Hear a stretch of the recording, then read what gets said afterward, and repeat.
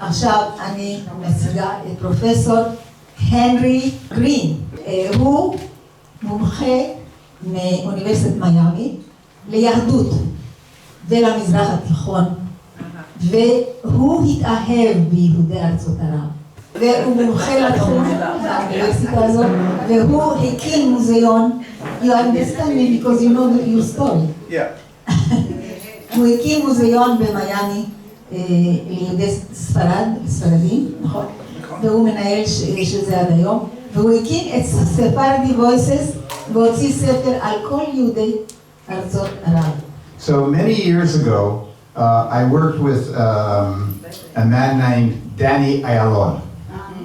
And with Levana and Danny and other people, we brought to the Knesset the issue of Plitim. And out of that came דני איילון היה סגן שר החוץ באותה תקופה. And out of that came Yom HaPlitim, which all of you know, I hope. Yom HaPlitim, we have Yom HaShoah, we now have Yom HaPlitim. November 30. November 30. And in 2015, 10 years ago, we had the very first inauguration, launching of Yom HaPlitim at President Rivlin's house.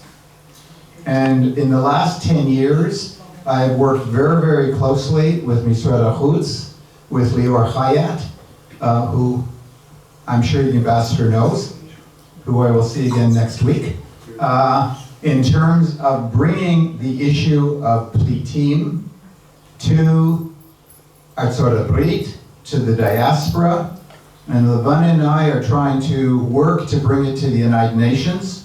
So just as you have the Nakba, you have the issue of Plitim, because we need to have your voices at the international community so they understand that there are two refugees, those from the Arab lands and those who are Palestinians. And just 3 weeks ago, I presented to Mark Rubio. Mark Rubio is the Secretary of State under Trump. I presented to him a document. Levana doesn't even know this. Now she knows that when Trump met Bibi, that document was part of the discussion, which he does not know either. So we are moving forward in bringing your voices. And this book that I wrote is based on what Spielberg is a movie maker. And what he did was he collected 52,000 stories of Holocaust survivors. And when I went and looked at the collection, what I understood was that there were hardly any stories of the Sephardi Mizrahi from Arab lands. There wasn't even one interview from the Farhud. Not one. Do you all know what the Farhud is? No. Yes. Okay, the Farhud is the worst pogrom during the Shoah, during the Holocaust that happened in Baghdad on Shavuos in 1941. So I was brought up religious, so I used Perkei Avot. If not now, when? We must get the stories of the Plitim. And so I reached out to people like Levana. And in that book, Levana's story is there. I have hundreds and hundreds of interviews, portraits that are taken, thousands and thousands of photographs that people gave me from these families. And they all are now deposited at the National Library of Israel and will be available for all of you to see for free beginning later this year. So if we can move on with some slides here.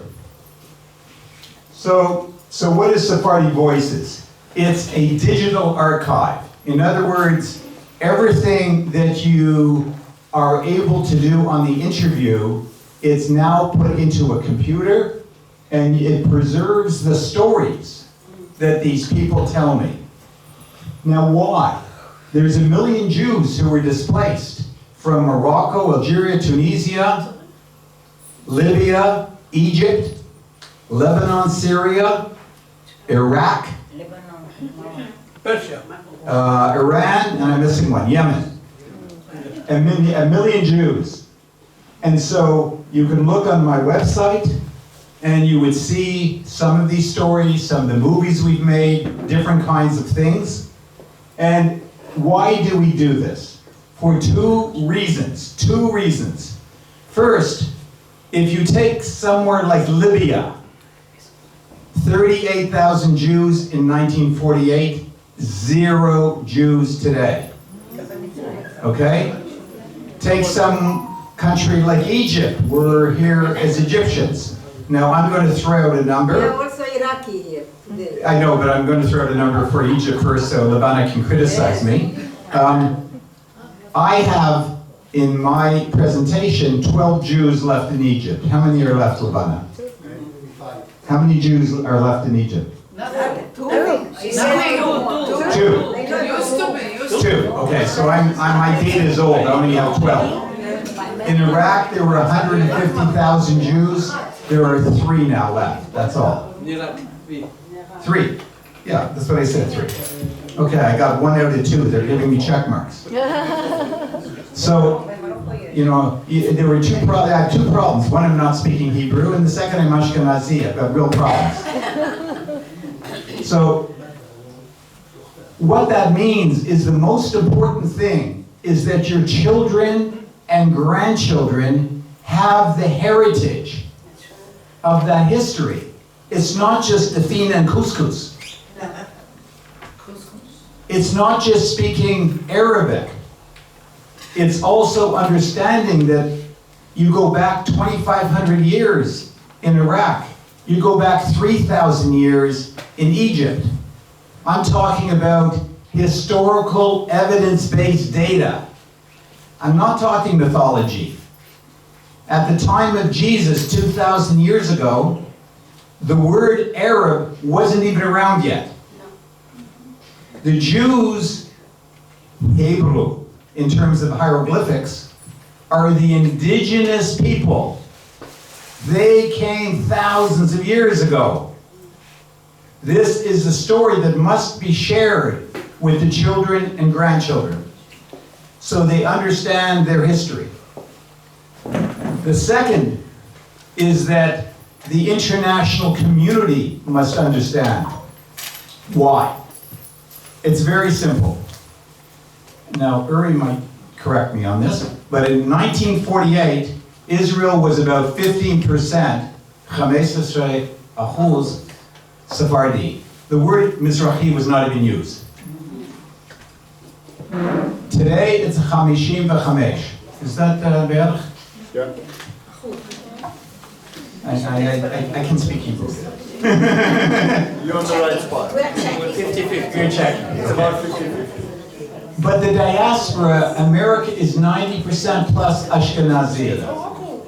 So why do I work with someone like Lior? Because he understands the kesher, the connection that must be made in terms of the future of Israel and the diaspora. That it's the Abraham Accords in large part comes out of what the Sephardi, Mizrahi, are bringing in terms of their culture and their history.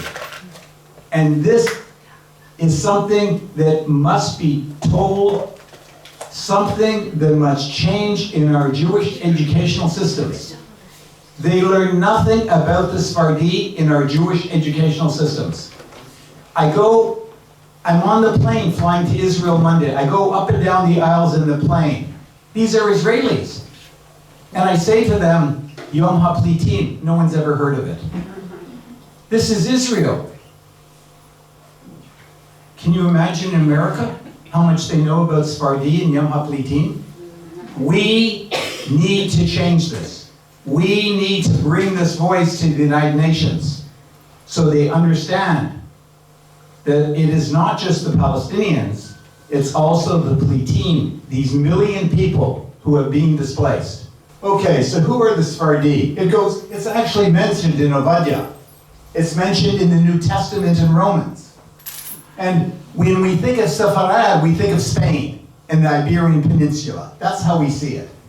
The term Mizrahi, let me explain to you how that term was founded. In 1950, Israel did a census, and they said you came from the west, you're a Maravi, and you come from the east, you're Mizrahi. Okay? So someone in Marrakesh, someone in Casablanca said, how can I come from the east when I'm 1,000 miles, 1,000 kilometers further west than Berlin? It made no sense. But this is the word that is used. But it's not the way I understand it. The way I understand it in terms of Plitim is that if you say that you're part of Plitim, that you're Sephardi, then I interview you. That's what's important. It's not geography, it's halacha. There is a chief rabbi who's Sephardi. He doesn't call himself Mizrahi. There's a chief rabbi that's Ashkenazi. When I studied Mishnah and Talmud, I didn't learn about geography. I learned about Rashi and Rambam. It's the same Torah. It doesn't change. It's the minhag. It's the way we understand it. So when you take a look at the history of the Jews, Egypt, biblical times, everything is in before the Common Era. We're the indigenous people. So Sephardi Voices has done interviews, and they do it in the original language that the person speaks. In other words, in France, in Montreal, in New York, in Rome. The children and grandchildren do not speak Arabic. If you want to pass on the legacy, they have to say, that's my daddy, that's my Saba, that's my Savta. If you say it in Arabic, they don't understand. And so we have nearly 1,000 interviews that are being collected in these languages. We have thousands of photographs. They've been deposited at the British Library. They've been deposited at the National Library Archives of Canada. Those are British interviews in Britain, Canadian interviews in Canada. Israel has the whole collection. I'll be meeting with them again next week. Now, to give you a sense of this, and again, Lavana knows this, one of the people we work with is Erwin Cutler. Now, some of you might know him, some of you might not. Erwin Cutler was Mandela's lawyer. If you know Mandela, South Africa, apartheid. He was his lawyer. Can you imagine? This is 40 years ago. He was the Justice Minister of Canada. He now is the chair of the most important human rights organization in the world, the Raoul Wallenberg Center. So this gives you a quick overview of the Plitim who left and came to Israel, about 600,000 plus. This is just showing you that if you take all those 10 countries, it's nearly 1 million in 1948. By 1958, it's half that amount. By 1968, it's 136,000. By 2017, it's 14,500. Today, it's less than 10,000. Most of them in Morocco. She is from Morocco. Yeah, it's mostly Morocco. Casablanca. Still some. It's Casablanca, exactly. And there's still a good number in Persia. Those are the two places. This gives you different countries. We're looking at Egypt. The number here is 75. It should be bigger. Then you have 6,000 by 58, which is after the Suez Crisis. 3,000 by 68, 400, 2005. Now we're down to 2, right? So this gives you an overview, but you can see countries like Libya has 0. Aden has 0. Algeria has 0. These were communities for centuries and centuries, millennia. You know, when you think in terms of Jewish life, here's one simple story, okay? One simple story. In Europe, the Jews were kicked out of England in 1290. 1290. When Shakespeare, you all know Shakespeare? I don't quite know, you know? Shakespeare. When Shakespeare wrote The Merchant of Venice in 1600, no Jew had lived in Britain for 300 years. And yet you have this anti-Semitic book, this trope that continues and continues. The question is, where were the Jews living? They were living in the Arab world. Or in Spain. Spain was the Arab world. Alhambra was the Arab world. It was Muslim. It wasn't Christian yet. It's only 1492. That's where they're living. We don't understand and appreciate that. I mean, just take one person, Rambam, Maimonides. He leaves because of problems. He goes to Morocco. He then goes to Palestine and then to Egypt, okay? He becomes the doctor, the personal doctor of the Sultan, okay? Now, what does he have to do? He has to taste the food, he has to do all these things and take care of the Sultan. How could that be possible unless Jews were accepted? It would be impossible. And here in Britain, there's not one Jew. I'm trying to give you a sense of how important the Jews were in the Arab world.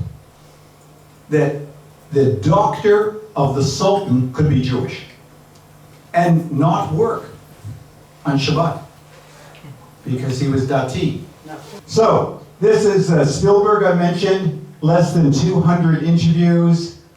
No matter that you had Moroccan Jewry, Aranization policies, Iraq Jewry, not one interview from the Farhud. So you understand that from the Ashkenazi perspective, the Plitim, the people who suffered during the Shoah in the Arab world, they're not even recognized. So what is the definition of a refugee? It's a person who's persecuted for reasons of race, religion, nationality, or of a particular group, has an opinion that's not accepted, and so because they have fear that the country won't protect them, they go somewhere else to feel okay. Let me put it in a very simple way, because I'm an academic. If you feel that you're being persecuted, you look for somewhere you can go and be free. Why did the Plitim come to Israel? Because they knew that they could be a Jew. The other reason people leave countries have to do with labor markets. There's no jobs. So they look for somewhere they can go and find a job. And so you have all the time immigrants going between different countries trying to find jobs. And sometimes they can come into the country, and sometimes they can't. So this gives you what the situation was after Israel became a state.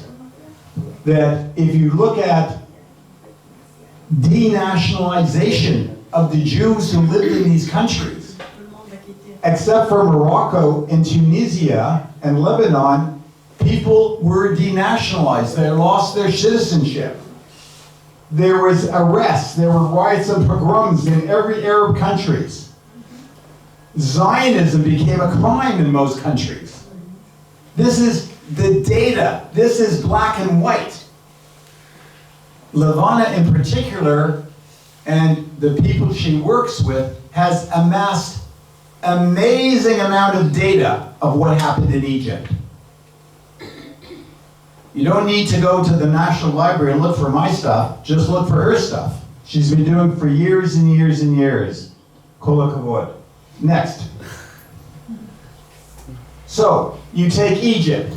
The nationality code established that a person born in Egypt was entitled to Egyptian nationality only if their father belonged racially to the majority of the population of a country whose language is Arabic and who is Islamic.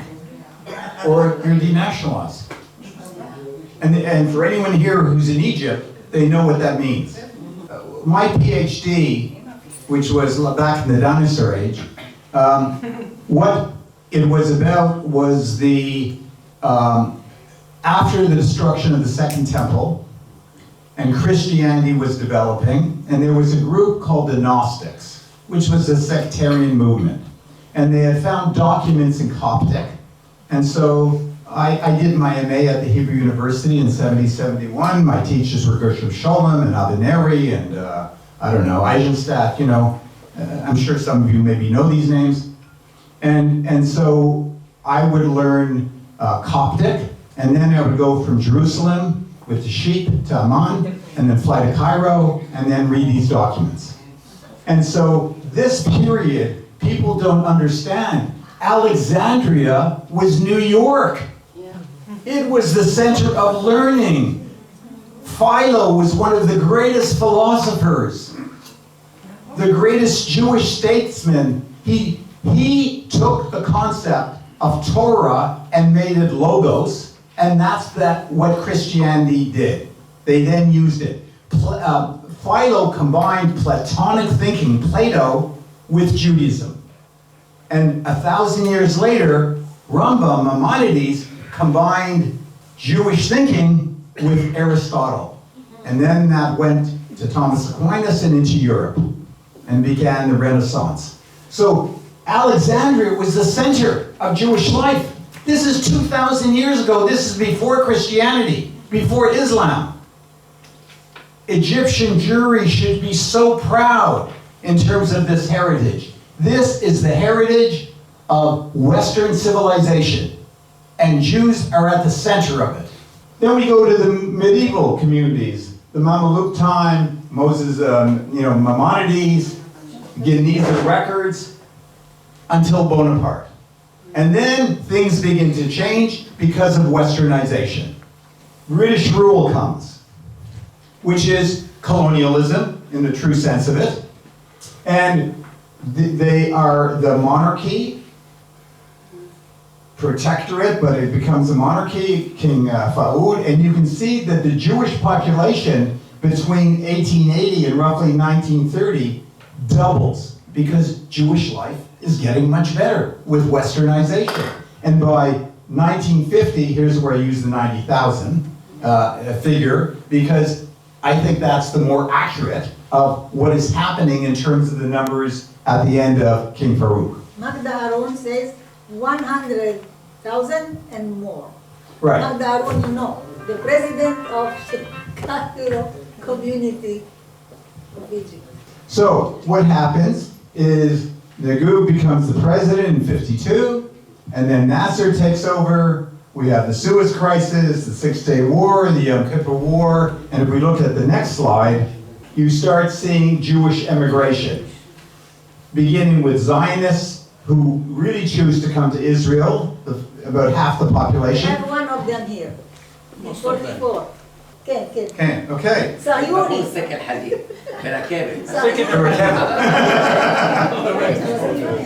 No barega.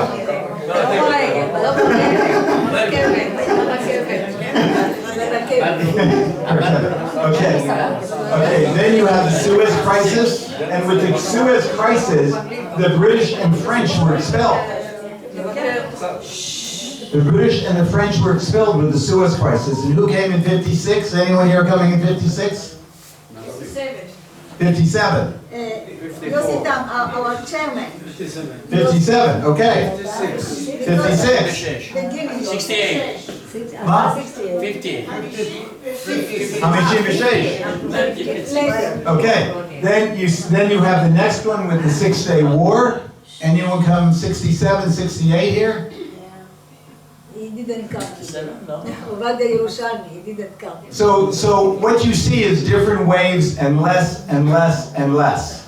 So think of it, when you have this amazing population at the end, when the Jewish state is founded, and 2,000 years earlier, you have this amazing Jewish community in Alexandria, and now two. And so these are some of the surnames which maybe you recognize. Maybe there's some people here, maybe who have these names. you'd have to read them here. Read the names, such a names. Of course, we have Cohen, Levi, Mizrahi, Suarez, you know, they have descendants, but they are Muslim today. They are very rich. Suarez. There was a school, Suarez, also in Egypt. Arabiyat Suarez, he was the one who built for the first time the public communication. The first buses, the first railways, Suarez. Somebody have the names? And Nash, you know, the Nash Mosel, my mother, Mosel Sikurel, Carmona, of course, Harari, Farhi, Sikuri. She couldn't come today. She is Sikuri, the Bichotot, Ades, Seton, and many more. Okay, so where do we get all these names, all this data that Levana is talking about? It comes from the synagogues. It comes from births, weddings, deaths, cemeteries. These are the Jewish documents. It comes from religious schools. It comes from charitable organizations that help the community. And the languages are Arabic, French, Italian, and English. What happened in part, one second, what happened in part was when the Ottoman Empire was falling apart, many came to Egypt because Egypt was the center, the cosmopolitan center. And Ladino also. And Ladino. Sorry, you're right, Ladino. What about Hakatia? Hakatia. In Hakatia Morocco, too. yes. In Morocco, but I don't know if they came. Yeah. Okay, so any other, someone had a question over here, someone had their hands up? Yeah, I'd like to know, do you know how many Jewish in Arab country right now? About 10,000. 10,000, thank you. So these are some names of people who you would know. Maybe some of you, in fact, are relatives of these people. He was a cabinet minister. Levana, you must know, yes? Yes, of course, Katawi Basha. Katabi was very... Katawi Basha was the treasurer, was the minister of treasury finance of King Fuad, or before King Farouk. Mizrahi began the movie industry in Egypt. Amazing person, then went to France. Togo Mizrahi. Unbelievable what he did. He built really the whole Egyptian cinema industry. Yep, built the movie industry. Leila Murad and Exactly. This is someone from Miami who I interviewed, Juliet Glazer, and it's, if you go to the next one, you would see these are pictures of her family. This is pictures of in Egypt in the 1950s. If you go to the next one, and Bonavida in Canada. she was in Montreal, and we're going to hear a little piece. Mon nom est Irène Saudaï Buenavida. Je suis née le 1er août 1947 au Caire, en Égypte, où je voyais beaucoup de mouvements qui se passaient, des soldats dans la rue, ils étaient partout. Ils nous provoquaient. On devait mettre des journaux sur les vitres pour qu'il n'y ait pas de lumière, parce que sinon, on se faisait entendre dans la rue « Ya Yahoud Yaoula de Kalb Tafounor », ce qui veut dire « espèce de juif, éteignez les lumières » et continuez, sinon on va venir vous égorger.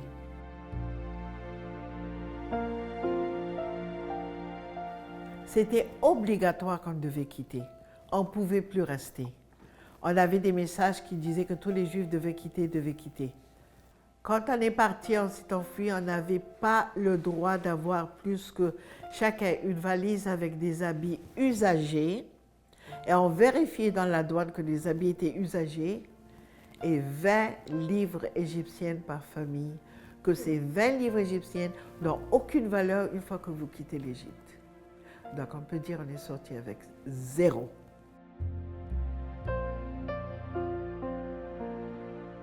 Quand on est arrivé à Montréal, c'était au mois d'octobre où il faisait très froid.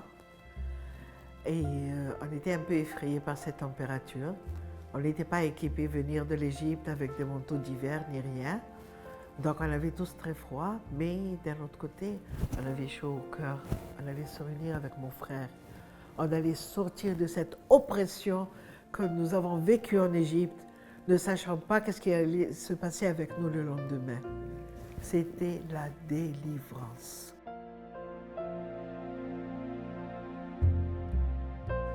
Canada m'a ouvert ses portes.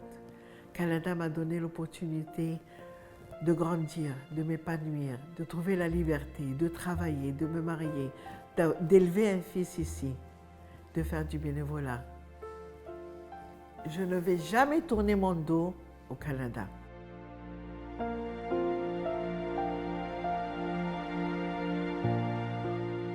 So We could the, say we are glad that she gave her testimony. Yeah. זה חשוב מאוד, היא כבר נפטרה, הלכה לעולמה, אבל טוב שהיא נתנה את העדות שלה להנרי. תודה, תודה הנרי. so what I wanted to show you was something in French, because the largest Jewish community in the diaspora is in France. And you combine it with Montreal, you're talking over 500,000 Jews. Not America, besides America, it's number 2. And it's very, very important because the Maghreb is a very different experience than Iraq. You can't say they're all the same. Israel has a relationship with Morocco. It doesn't have a relationship with Iraq. And we have an ambassador here who's trying to make the relationship with Egypt stronger. Good luck. So I just wanted, we go to the next slide, just to give you a sense, we make little movies. We don't make big movies. And when the Iraq War happened, Saddam Hussein had taken all the documents of the Jewish community and had put it in his intelligence department. And when the war came, these documents were flooded and ruined, and so they were brought back to the United States and they were saved. But some of them were ruined. And in Judaism, there is a word, pasul. If they're damaged, it's like they have to be buried. If it's a Siddur, if it's a Torah. So, exactly. So we made a little movie, What We Left Behind, which is the next slide, which will be the last thing I show about the Sephardi Voices Project.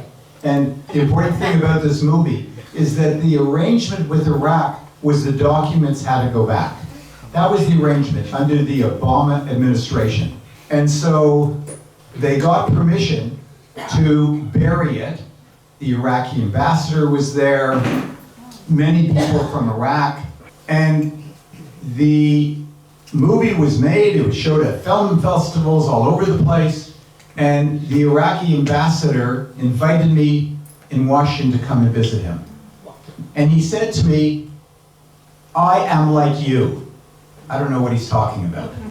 I understood, it's in English and I don't know what he's talking about. And he was a Kurd, a minority. Kurdish. Yes. And he said, I want Iraq to have ownership, but I don't want the documents to leave the United States. And so I reached out to someone who was Sephardi in New York, who was also a diplomat, and I said, you can meet with him. And he said, where? Everyone has bodyguards. Where? And so I took a lesson from Watergate. Nixon, you know, Watergate? I said, you'll meet in the bathroom. I did not know they met in the bathroom at this event.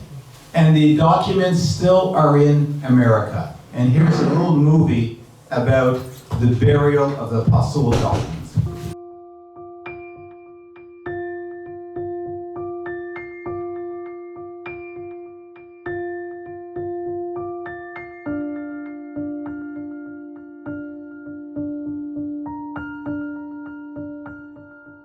These seem to be the only vestige of our history. We left so much behind. This is our heritage. This is our religion. It's our culture. It's something to really be proud of.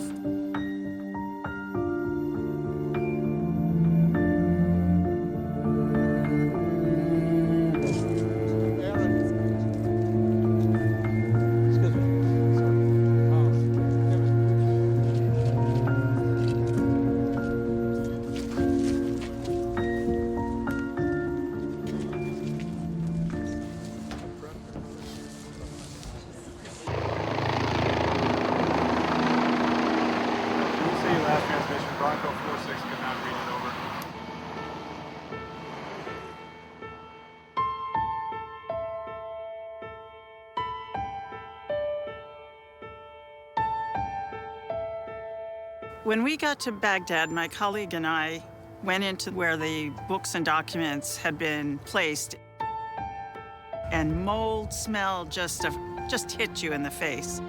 And we could see that everything was in quite bad condition, so there was a lot of damage that had occurred. The material was confiscated from the Jewish community starting in 1975, when 2 intelligence officers came to the Center for the Jewish Community in Baghdad and decided to confiscate whatever they found there. The most important part were sermons given by rabbis of the Iraqi Jewish community in the 19th century.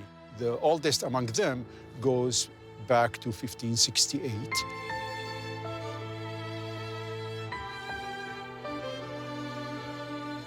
The preservation process involves stabilizing the books and documents. First step was to remove the mold so that they could be handled. And from there, each one was assessed to figure out, okay, what are we going to do? We needed to make it stable enough that it could be handled. Many things had to be repaired also. Few things were fully treated and were washed and re-sewn and made into new bindings.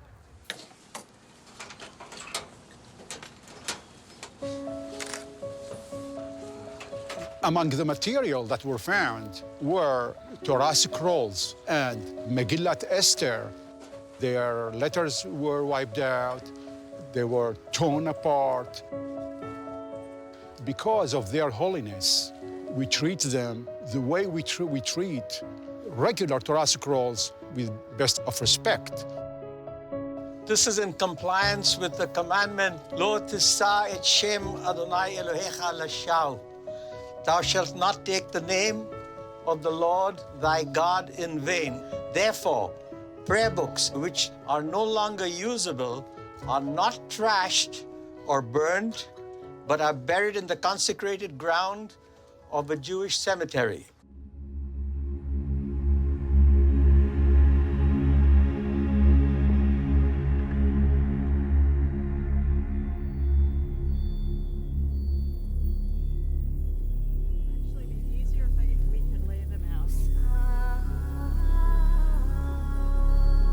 Iraq would like to make a statement to the world that the Jews were an important part of the Baghdad history, and we would like to preserve that. We would like to cherish that history and pay our full respect to that. Those are weights, just to help hold it.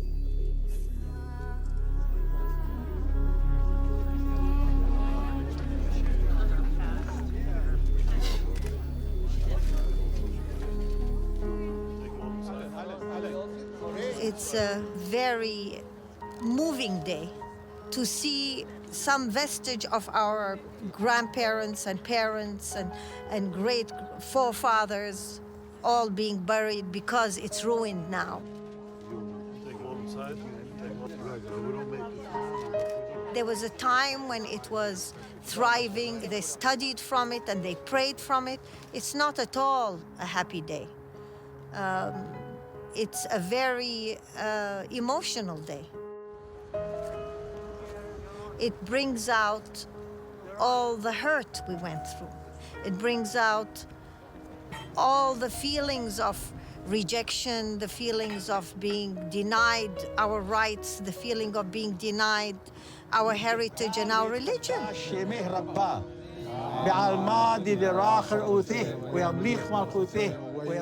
And the practice of our religion, I mean, we were scared. At least we have it.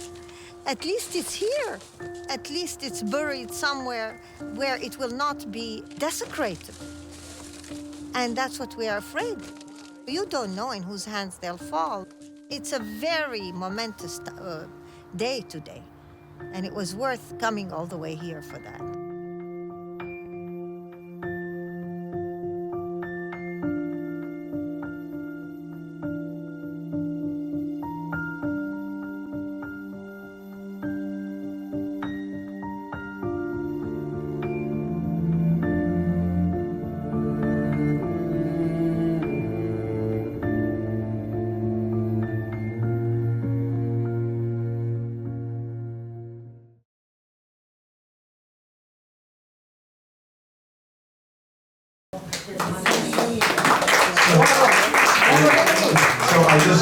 to thank Levana and the Egyptian Heritage Center for giving me the opportunity to share what Sephardi does.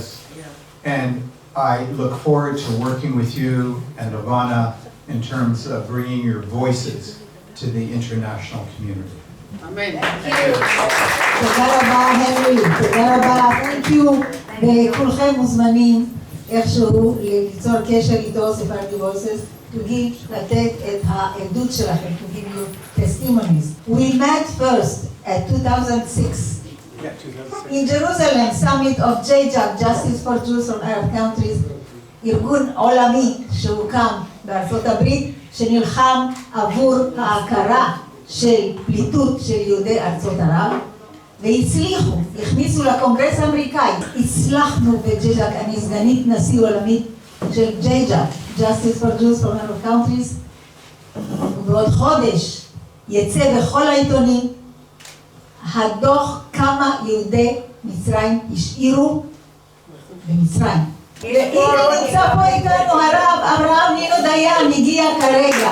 אהלן, נשאר תודה, אהלן, יבש, נאוור. אתה ניתן ים נאוור? אנחנו חיכינו לך למנחה, אבל אנחנו נעשה תכף ואתה תספר. הוא עשה לנו הפתעה, הוא במקרה בארץ, הרב הראשי של ליבורנו באיטליה, הקהילה היהודית שם, וזכות גדולה שלנו שהוא במקרה בארץ, בדרכו למצרים לאיזו משימה סודית. ברגע שהוא לא בארץ אנחנו אומרים לו תעלה יורל, תחתים על הפורים. אז הרב דיין נתנה, אבל בקיצור נמרץ, מצרים, יהודי מצרים השאירו הכי הרבה מיליארדים, תתפלאו בעוד חודש, תדעו, שיהיה בעיתונים. אבל לא אמשיך, זה היה ב-2006, ומאז הוא חולם. Since then you were dreaming about such a book and such videos. And I was dreaming also. So in 2007 I produced the first movie, 30 minutes of Egyptian Exodus. מי שלא ראה, ייכנס באתר שלנו, באתר, תכתבו התאחדות עולה מצרים, יצא האתר של התאחדות עולה מצרים, ותראו שם המון תיעוד, תראו את עצמכם גם, כי כל חודש שיש פה כנס, קיסר בא מצלם, עורך קצת, ואתם רואים את עצמכם באתר ותגלתם. אז כנסו, התאחדות עולה מצרים בישראל בגוגל. ופה אני מעבירה את המיקרופון. בבקשה, יוסי תם, תברך קצר ותזמין את השגריר שלנו להגיד. אנחנו מאוד מבקשים 5 דקות, בסדר? אורי רוטמן. קודם כל רוצה להודות לכולם שהגיעו לכאן. היום זה אדר, שנכנסים לאדר מרבים בשמחה, והרבה תודה לשגרירנו רוטמן שהגיע למצרים, לשמור על האינטרסים, יש לו עבודה קשה, יש לו גם תחת רופאים, ועוד הרבה מה לעשות. מחזיקים את זה, סליחה, אני אפילו מתרגש מזה, מחזיקים את ידיך. ותודה להנרי שהגיע מרחוק ונתן לנו את ההרצאה באלף-בית, ועוד תודה לידידנו הרב דיין שקיבל אותנו, ואין יותר טוב מהקהל שלנו. רבותיי, תודה רבה וחג שמח לכולם. חג שמח, בבקשה. שלום לכולם. כולם מכירים את הפורים הרגיל שלנו, של מגילת אסתר, אבל כמעט בכל עיר בעולם יש לה את הפורים שלה. ובדיוק מה שהזכירו, פורים מצרים לפני 500 שנה, היה ממש זה, פורים הרגיל שלנו זה בי"ד, י"ג, י"ד באדר, פורים מצרים נופל שבועיים אחרי, כ"ז, כ"ח באדר. אבל המיוחד למעשה שלנו, מזכיר קודם, שכל הפורים שיש בעולם, אין להם רק לטריפולטאים, טריפולטאים יש להם מגילה, מגילה מה שזה בסוף טבת ובתחילת שבט, יש להם 2 פורים, ויש להם מגילה. וגם לפורים מצרים, יש מגילה, ואחד מהרבנים, הרב בן שמעון, הוא כותב, הלוואי ויזכה לי השם לכתוב את המגילה הזו על כתב, על קלף וכו'. מה הסיפור? בקצרה, כמו שבקשנו. לפני 500 שנה, כמו שאנחנו יודעים, השליטה של טורקיה, העות'מאנים, הם שולטים במצרים, בכל המזרח התיכון, ושולחים מישהו שישלוט במצרים. אותו אחד, הכסף מעביר אותו, השם שלו המקורי אחמד סיטן, ובמגילה הוא נקרא אחמד סטן. והוא מחליט לגבות מה שנקרא יותר ממס גולגולת ממי שלא היה מוסלמי במצרים, והוא אוסף לעצמו, קודם כל היה גם יותר מזה, הוא מחליט גם לבגוד במלך, בשלטון העות'מאני, ומי שהיה אחראי על הטבעת המטבעות בזמנו, זה היה אחד בשם רבי אברהם קסטרו. אתה עכשיו לא עושה יותר מטבעות עם הדוגמה, עם הסמל של טורקיה, מה עם הדוגמה שלי? הוא ברח ממצרים, נסע לטורקיה, בזמנו זה לא כמו היום כמובן, עד שהוא הגיע לדווח ועד שהם בעצמם, החיילים הטורקים, העות'מאנים, הגיעו למצרים, עברה תקופה גדולה של כמה וכמה חודשים, ומה שקורה במצרים באמת, הם נכנסים לרחוב היהודים ופוגעים ורוצחים עשרות. בתוך כדי הסיפור, מי שבעצם כתבו את המגילה, שני מהגדולי הרבנים של מצרים, רבי שמואל בן סיד ורבי דוד בן זמרה. אז לפי ההלכה, במצב כזה קשה, מה שנקרא בגמרא, מוציאים את התיבה של החזן, כביכול לרחוב העיר, וכולם נאספים להתפלל. ואותו רבי שמואל בן סיד, כתוב עליו שהוא כביכול דיבר קשות עם הקדוש ברוך הוא. וכשהוא יורד מהתיבה, הוא יורד עיוור. כמו איזה עונש במקום. בכל מקרה, גם אחרי התפילות האלו, עדיין המשיך הפוגרום ונרצחו יהודים. יש מי שמכיר אל-עלה בקהיר, המבצר הגדול בקהיר, שם לבסוף אותו אחמד סיטן מתחבא, והחיילים הטורקים, העות'מאנים, יחד עם אותו אברהם קסטרו, מגיעים לקהיר, מחפשים אותו, תופסים, ושם רוצחים אותו ואת כל החיילים שתמכו בו. אותם שני הרבנים שהזכרנו, רבי דוד בן זמרה, רבי שמואל בן סיד, ששניהם מגולי ספרד, מגורשי ספרד, 1492, מחליטים לכתוב את כל המעשה הזה בתור מגילת פורים מצרים, וקובעים את זה בכל שנה ושנה לקרוא את המגילה ולשלוח מנות איש לרעהו ומתנות לאביונים, ממש כמו יום פורים.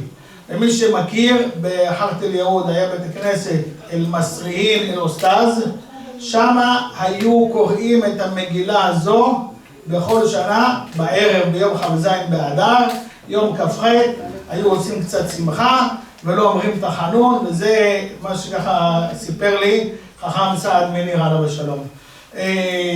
יש כתב יד של המגילה של הרב רפאל אהרון בן שמעון, נמצא בספרייה הלאומית, ויש לה כמה וכמה גרסאות. יש שטוענים שהגרסה הזו זו הגרסה הכי מקורית. מאחל לכולנו חג פורים שמח, בשורות טובות, זכות מרדכי ואסתר, נזכה לגאולה, וגם לחטופים החטופים שלנו היום, הנה, נצא עכשיו כאן ואמר, אם לא תחזירו מיד את כולם, אני מחסל לכם את עזה לגמרי. תודה רבה. יום הולדת שלך.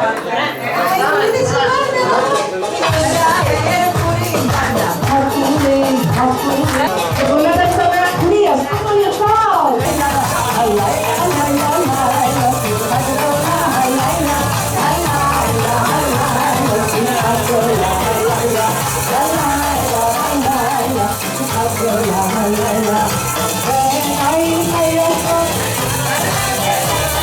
הלילה, לילה, לילה, שמחה גדולה הלילה, ועיניים היפות, לילה